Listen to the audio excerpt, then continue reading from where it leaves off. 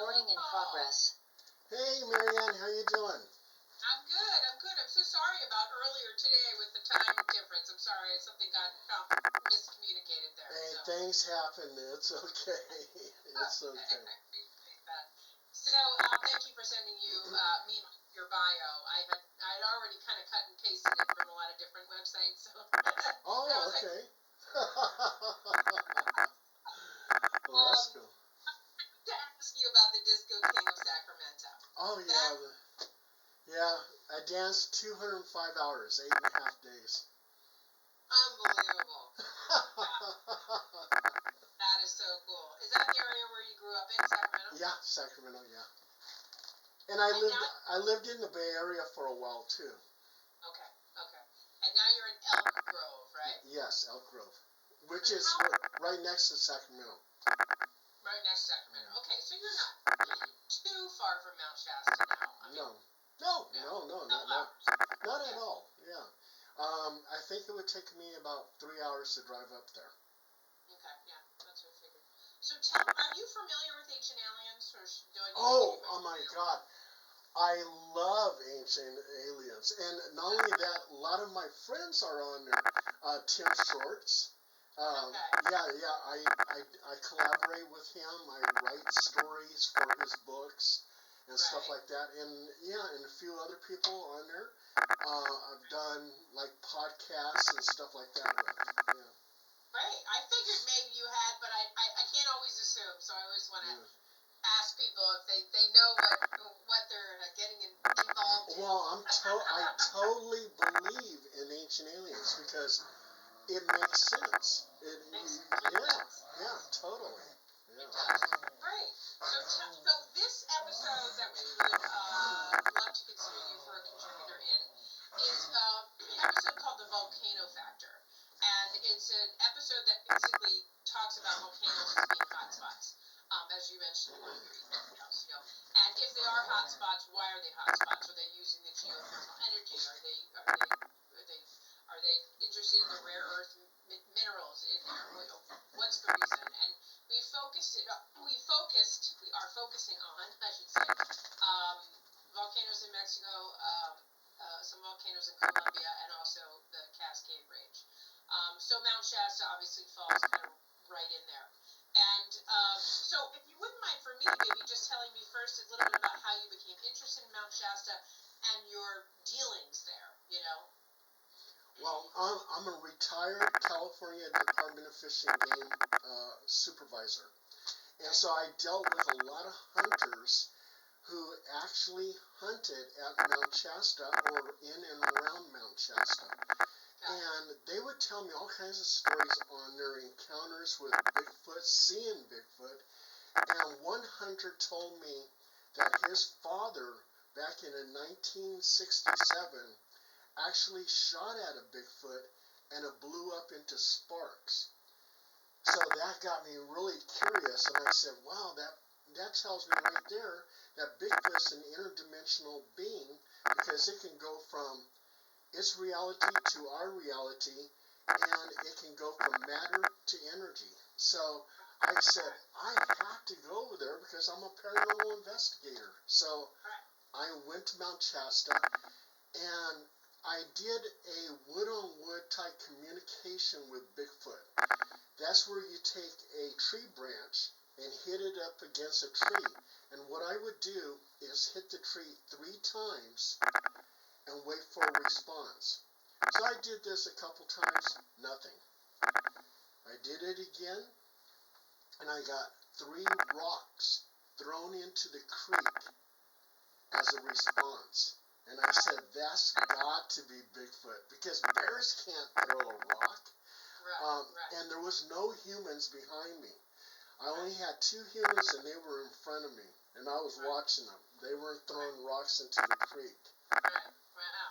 So that really made you kind of even more of a believer in I guess, odd things, paranormal things than you were even prior to that, huh? Right. Yeah, I started off as a paranormal investigator. The reason why I became a paranormal investigator, why I gravitated towards that, is because as a child, I lived in a haunted house, and so many terrible things were happening to me. So when I got older, I started reading Brad Steiger books on the paranormal. I started getting interested in all kinds of things from ghosts to cryptids to UFOs. And that's how I got landed over to Mount Shasta. Wow. See, I grew up in an old creepy home too, but I always thought there would be, ghosts, but I don't think there ever were. Even to this day, my dad lives in the same house, and he thinks it's silly, and I'm like, but it's old and it's creaky, but I never, and now I'm at the point where I'm like, I wish I would, you know what I mean? Like, I wish I would kind of, have an experience there, but he's 54 years, hasn't had one, so I'm figuring it's not going to happen to me. So in this, I realize that you have a wide range of things you can talk about, because you can talk certainly about cryptics, and you can talk about the Bigfoot stuff and whatnot. But for this particular episode, it's really more focused on the mysterious things that happen in and around it as it refers to potential ETs. Oh, right. Now, that would be the focus of what I would want you to talk about. So I'll just throw some questions at you, and just they're comfortable things, that you could. I think they are, but let me just throw them out at you. So,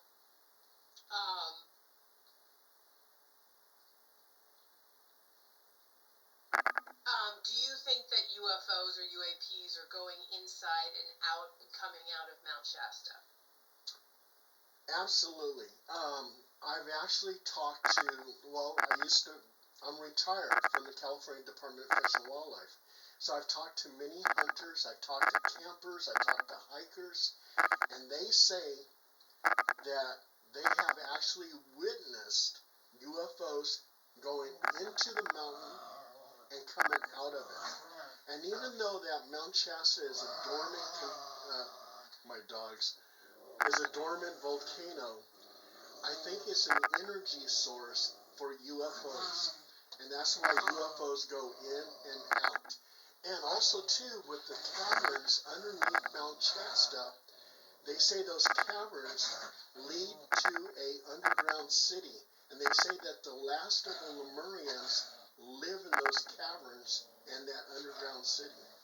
Right. I see you read that. Now, when you're talking about the caverns, are there caverns and then there are also these lava tubes I read about, or are the lava tubes kind of the caverns you're referring to? I just want to make sure there are two different things there that The lava tubes and the caverns all seem to connect.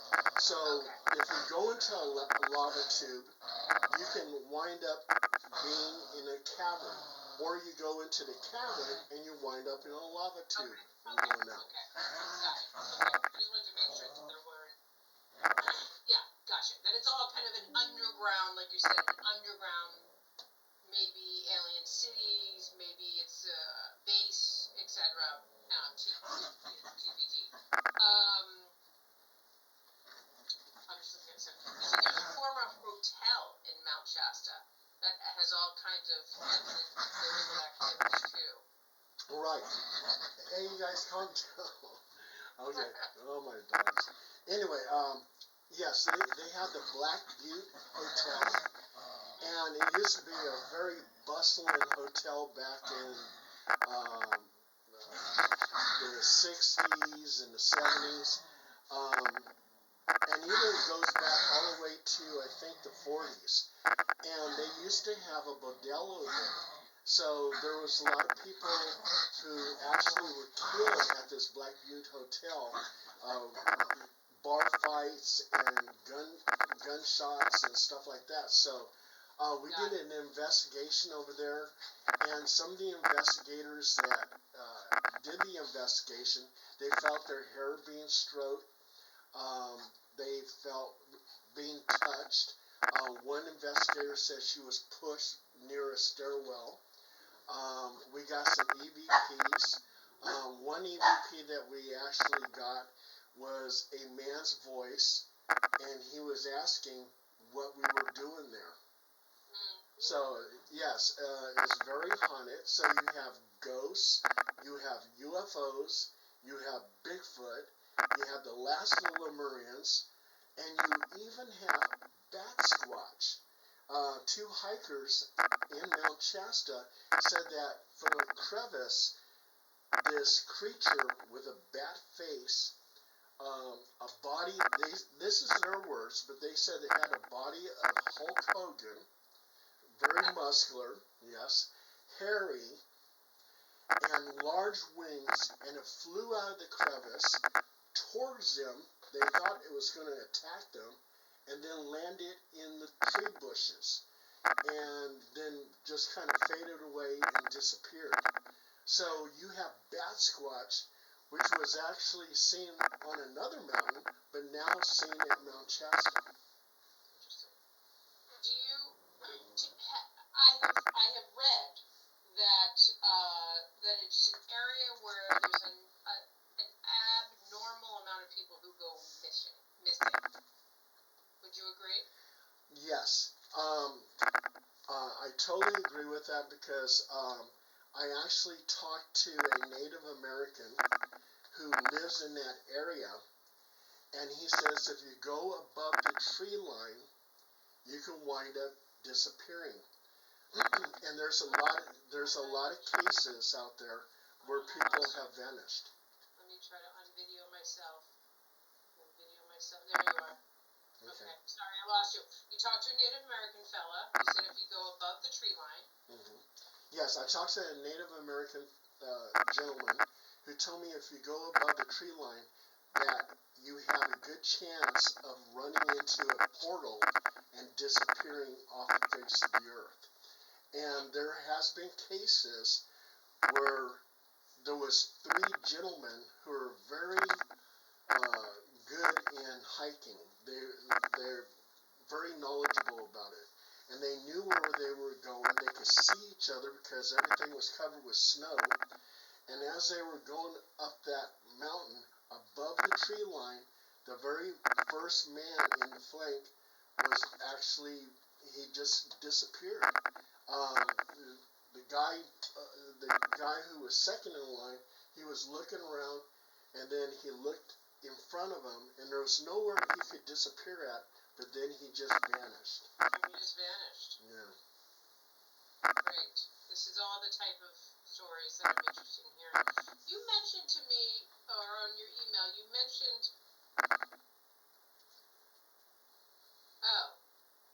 what is the immortal Count Saint-Germain? Guy Ballard, he was a mining engineer, and he claims that he saw the immortal Count Saint-Germain at Mount Shasta, and Count Saint-Germain told him that he was living in the caverns of Mount Shasta, and that he was being trained by this ascendant master who happened to be Count Saint-Germain.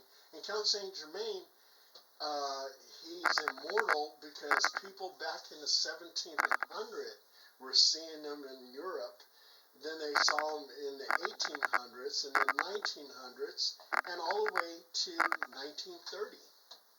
And what is his significance? Is he the count of, I mean, when one sees him, what is that supposed to represent that you know? The title Count was the fact that he was really good, really familiar with the royal family in France. So he used to go to the courts, he used to consult with them, he would give them advice and stuff like that.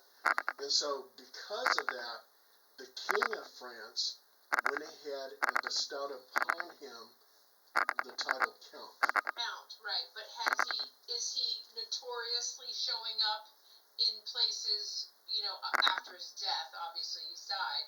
So is he notoriously showing up in different places in the world? I'm just not familiar with the storyline. That's what I'm trying to. Oh, okay. Yes. He's actually shown up. They have a list on Wikipedia of all the people that he's encountered and the time zones of all the people that he's actually met. So he's met people in the 1900s, 1800s, 1700s. Yeah, it goes all the way back. Got it. Okay, good. And I can look into that more. I was just curious the significance, if there was any significance of him showing up specifically on Mount Shasta, or just simply it's another place that he is known to be seen. Yeah, Okay. being seen at Mount Shasta in 1930, I believe that is the last sighting of Count Saint Germain. Okay. Okay, got it. Last sighting. I'm just taking notes. Thank you. And Oh, who told? I'm sorry. You were talking about disappearing people. I forgot about this one. There was a British prospector named J.C. Brown in 1904, and he claims that when he went to Mount Shasta, he found an underground city of gold. And so he gathered 80 people from Stockton, California, and they were going to go up to Mount Shasta and try to find that underground city. The only thing is, J.C. Brown vanished, disappeared off the face of the earth. Nobody knows where he's at. He just was gone. And he gathered 80 people for this mission, and they were just really confused. Where's J.C. Brown? He's with the gold. He's with the gold at the bordello. What do you think, man? Come on. Oh my That's God. great. That's great.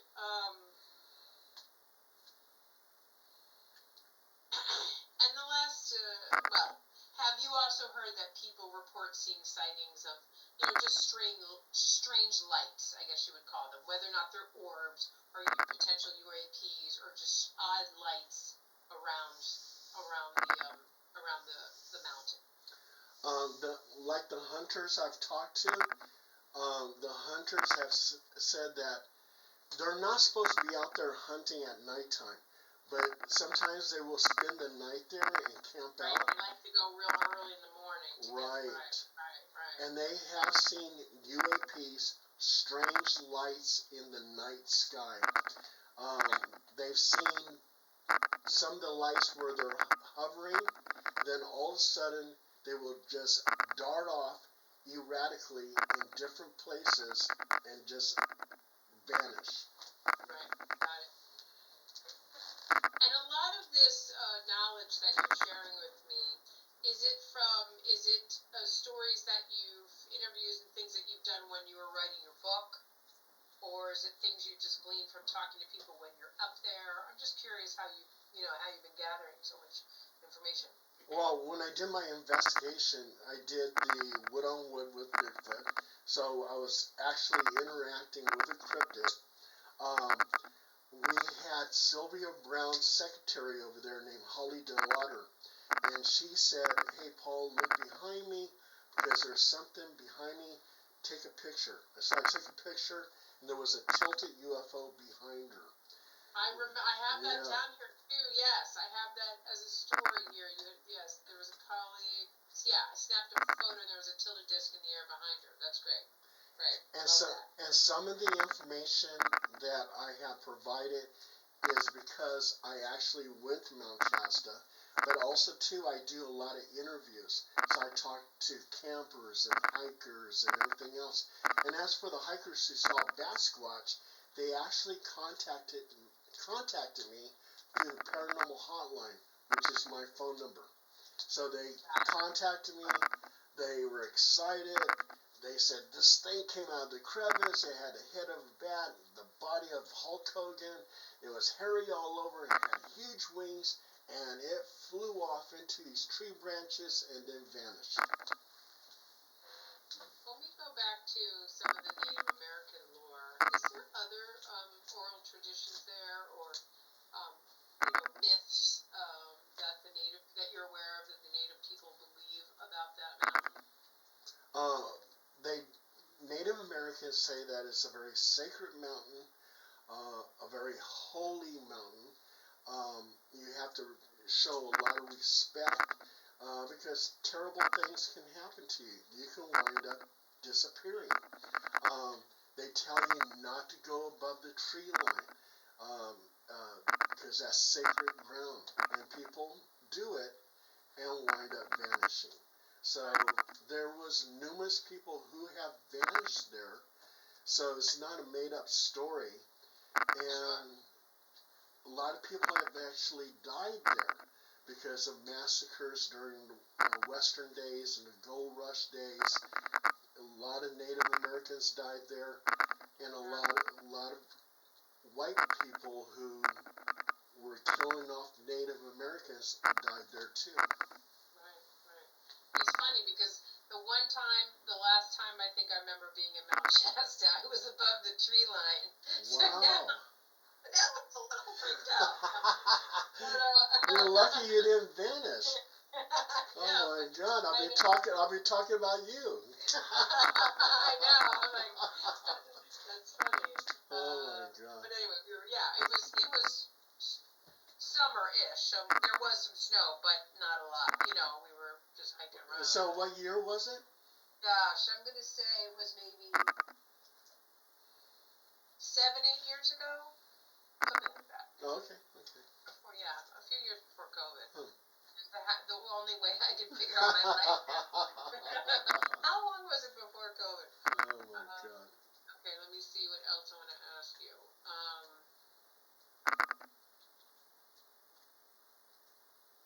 I'm assuming you could answer questions like,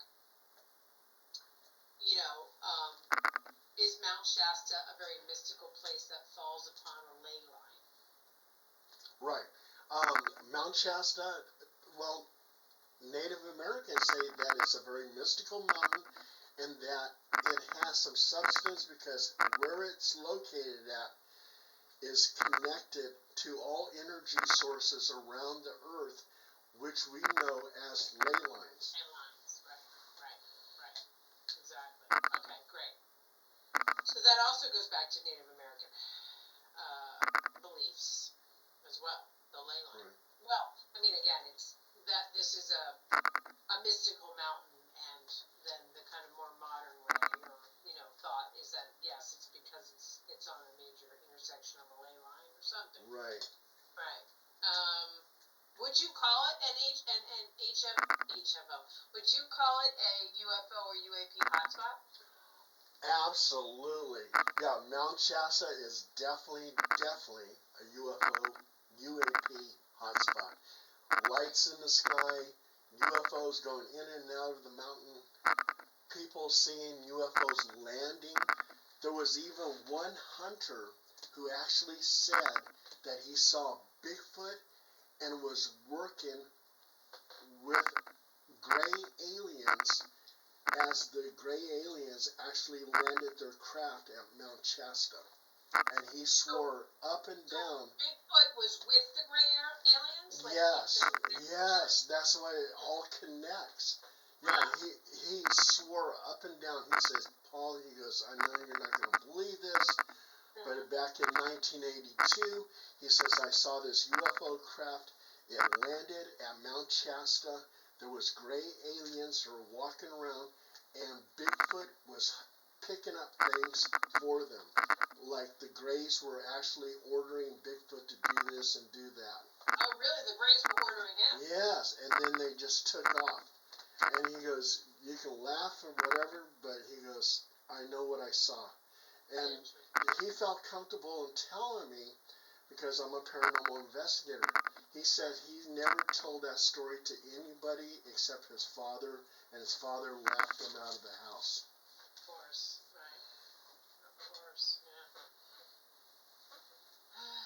Well, I'll tell you, Paul, I think you're exactly what I'm looking for this role, this contributor. I'm assuming that you are interested in being interviewed for the show? Or sure, absolutely. Okay. What I'm going to do is I always have to have everybody approved with my bosses. It's just the way it is.